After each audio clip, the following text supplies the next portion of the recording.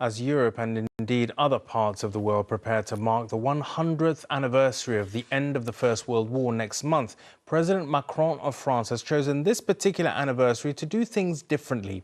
He says ceremonies marking the centenary must avoid commemorating it as a military triumph. Reaction to his decision has, it is fair to say, been mixed. When the French put on a grand parade, this was Bastille Day last year, even President Trump can appear jealous. But next month, to mark 100 years since the end of the First World War, events in Paris will have as much focus on peace as they will on the military. Peace will be at the center of, I would say, the remembrance exercise.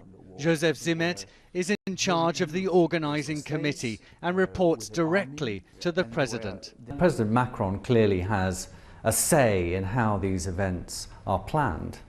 I think we have tried to combine both ideas, commemorating our military history in the respect of history, and addressing peace through more diplomatic and maybe political events. Up to 80 heads of state are expected to be in Paris for the centenary commemorations. All of them, including President Trump, have been asked to attend a peace conference in the evening of Armistice Day. The White House hasn't yet accepted that invitation.